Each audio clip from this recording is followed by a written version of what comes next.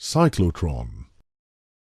One of the most interesting applications of motion of charged particles in electric and magnetic fields is the cyclotron. It is a machine used to accelerate charged particles. E.O. Lawrence and M.S. Livingston invented this machine in 1934. Let us first try to understand what a cyclotron is made up of on a fundamental level. Well, to start with, we have an electromagnet which continuously generates a magnetic field as shown here. Here, the magnetic field goes from the bottom to the top. Inside this magnetic field, we have two metallic plates, D1 and D2. They are also called Ds, as they are in the shape of the letter D. Both these magnetic fields are connected to an alternating electric source, which changes the polarity of the electric field periodically.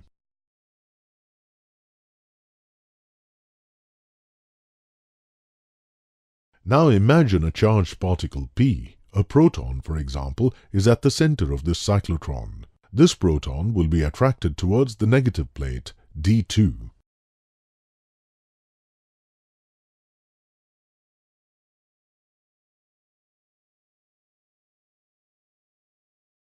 As it enters the plate, it is acted upon by the magnetic field, and we know that a charge moving with a velocity v perpendicular to the magnetic field B will move in a circular fashion.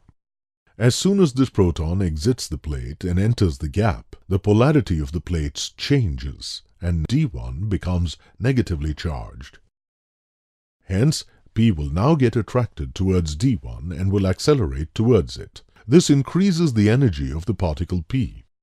As it enters D1, due to the magnetic field, it will start moving along a circular path. But this time, as it got accelerated while entering, the radius of the circular path will be more. Again, as it exits D1, the polarity gets reversed, and now D2 gets negatively charged. Hence, P will now get attracted towards D2 and will accelerate towards it. This increases the energy of the particle P further. As it enters D2 due to the magnetic field, it will start moving along a circular path. But this time, as it got accelerated while entering, the radius of the circular path will be more. This cycle continues and the particle P keeps on moving spirally. To maintain this spiral movement, the polarities of the Ds has to be reversed in a time interval t by 2. Where t is the period of revolution of the particle.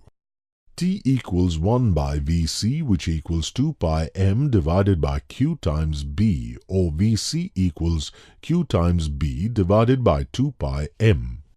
This frequency Vc is also called cyclotron frequency. If we denote the applied voltage as Va, then the requirement is Va equals Vc.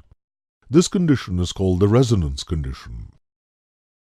Once the particles are accelerated to the required speed, they are then deflected using a magnetic field.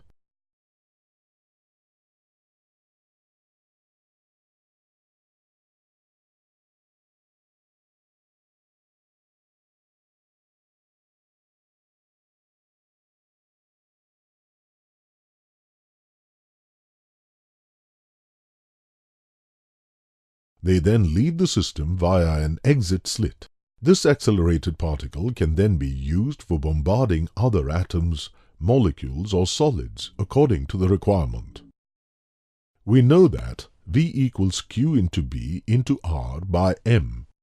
Here, R is the radius of trajectory of the particle at exit. This radius is equal to that of the D as well. The kinetic energy of the particle is half mv square, which equals Q square into B square into R square, divided by twice the mass.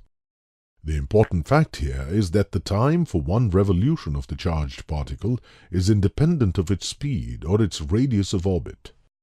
This was a schematic of a cyclotron. In reality, it appears as shown here.